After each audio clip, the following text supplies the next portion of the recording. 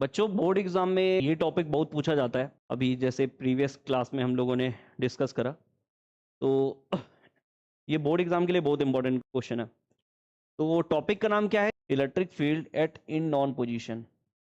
In non position में electric field का value क्या होता है? तो सपोज दैट हम लोगों को ध्यान क्या देने वाली बात है कि कौन सा चार्ज कहाँ पे रखा है। सबसे पहले हम लोगों ने डाइपोल तो पढ़ रखा है ना? तो सपोज दैट ये कोई डाइपोल है, ये कोई डाइपोल है, ये पॉइंट ए, ये बी, इसका चार्ज है -q और इसका चार्ज है +q। इनके बीच की जो डिस्टेंस है वो है 2a। इसके बीच की डिस्टेंस है 2a। अब इसके सेंटर पे एक पॉइंट है O। इसके सेंटर पे एक पॉइंट है O, जहां से r डिस्टेंस पे, स्मॉल r डिस्टेंस पे कोई पॉइंट है, यहां पे ये पॉइंट है P। अब इस पॉइंट पे मुझे इलेक्ट्रिक फील्ड का वैल्यू फाइंड आउट करना है। तो सपोज दैट मान लेते हैं ये A है, तो इसका इलेक्ट्रिक फील्ड जो है, हम लोग इसका इलेक्ट्रिक फील्ड मान लेते हैं E2 है, और इसका इलेक्ट्रिक फील्ड बी पॉइंट का मान लेते हैं E1 है। ये मैंने माना है, आप कुछ भी मान सकते हो, ठीक है। तो P पॉइंट पे इलेक्ट्रिक पोटेंशियल का वैल्यू क्या होगा? तो ध्यान से समझने वाली बात है कि ये टोटल डिस्टेंस है 2a, तो इसके सेंटर पे एक पॉइंट है, तो इसका हाफ डिस्टेंस होगा a, और ये डिस्टेंस भी होगा a। ये डिस्टेंस a हो गया।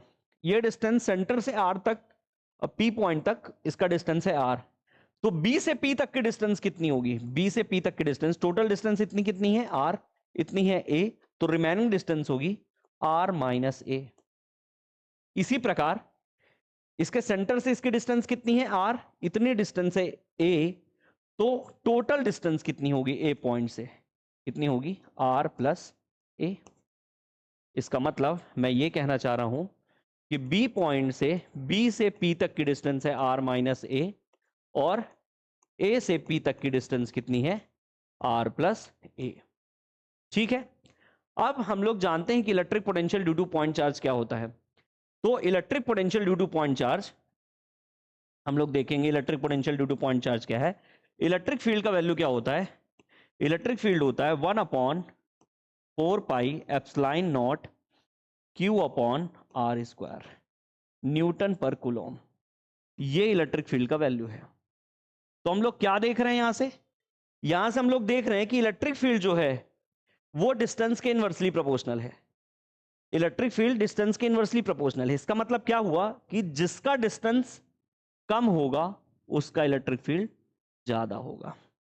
मतलब इलेक्ट्रिक फील्ड के इनवर्सली प्रोपोर्शनल है। तो सिंपल सी बात है, बी पॉइंट से पी तक की डिस्टेंस क्या है? कम है, इसलिए बी पॉइंट यानी E1 का इलेक्ट्रिक फील्ड ज्यादा होगा। और R + A की वैल्यू ज्यादा है, इसलिए इसका इलेक्ट्रिक फील्ड का वैल्यू क्या होगा? कम होगा। इसलिए E2 का वैल्यू क्या होगा? कम होगा। इसका मतलब E1 का मैग्नीट्यूड बड़ा है E2 के मैग्नीट्यूड से। E1 is greater than E2। ठीक। अब हम लोग देखते हैं कि E1 का इलेक्ट्रिक फील्ड कितना है। तो E1 का इलेक्ट्रिक फील्ड कितना हो जाएगा? 1/4πε0 Q, क्योंकि इसका चार्ज है Q। और डिस्टेंस कितनी है? मैं E1 की बात कर रहा हूं, तो B पॉइंट से P तक की डिस्टेंस कितनी है? R - A। तो मैं पहले इसको लिख लेता हूं स्टैंडर्ड फॉर्म, BP का square according to this formula. यहां पे लिखा था R², तो वहीं पे डिस्टेंस लिख दी मैंने, B से P तक की डिस्टेंस। इसी प्रकार E1 = 1/4πε0 Q/BP की वैल्यू कितनी है? R - A का होल स्क्वायर। ये हम लोगों का इलेक्ट्रिक फील्ड हो गया। अब इसी प्रकार E2 का वैल्यू मुझे निकालना है, तो सेम फॉर्मूला। E2 का इलेक्ट्रिक फील्ड क्या हो जाएगा? 1/4πε0 Q/, पहले BP था, अब डिस्टेंस कितना हो गया? AP का स्क्वायर, A पॉइंट से लेके P पॉइंट तक का डिस्टेंस। तो E2 = 1/4πε0 Q/AP की वैल्यू कितनी है? AP की वैल्यू है R + A का होल स्क्वायर। ये आ गया E2 का वैल्यू। अब देखेंगे P पॉइंट पे। P पॉइंट पे क्या देखना है हम लोगों को? P पॉइंट पे हम लोगों को देखना है कि किसका इलेक्ट्रिक फील्ड कितना है पी पॉइंट पे। तो देखेंगे पी पॉइंट पे इलेक्ट्रिक फील्ड, क्योंकि प्लस क्यू चार्ज है तो इलेक्ट्रिक फील्ड का डायरेक्शन हमेशा बाहर की तरफ होगा।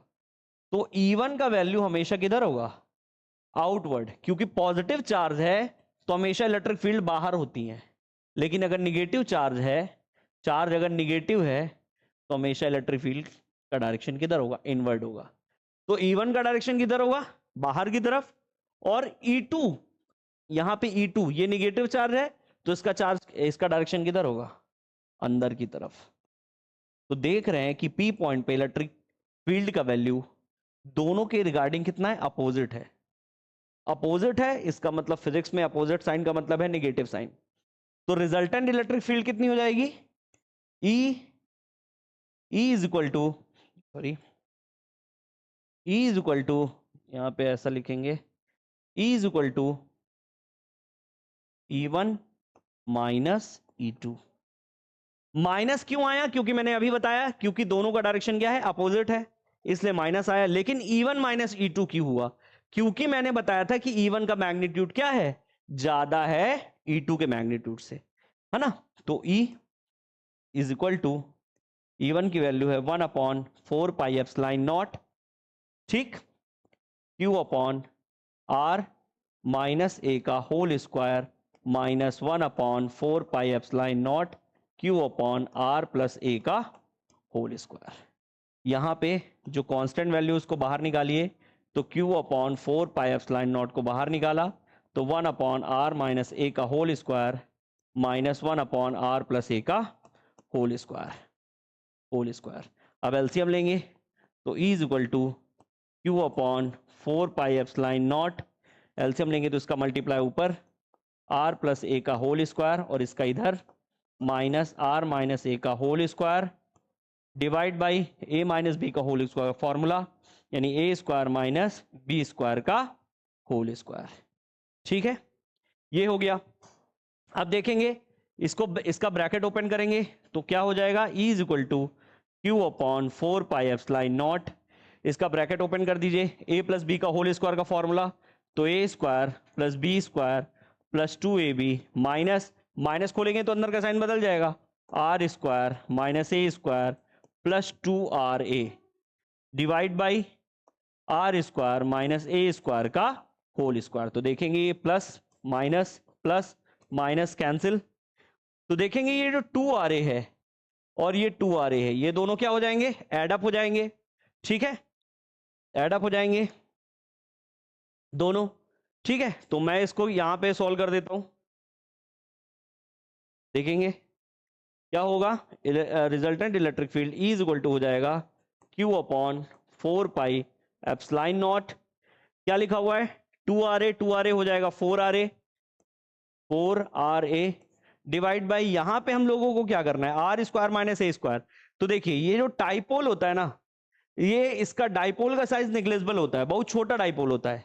तो the size of ideal dipole is 0, उसका साइज क्या होता है, 0 होता है ना। तो A स्क्वायर, जब A का वैल्यू 0 तो A स्क्वायर तो ऑब्वियसली बात है 0 होगा, तो ये A स्क्वायर क्या हो गया यहाँ पे 0, A स्क्वायर हो गया निग्लिजिबल, मान लेते हैं 0।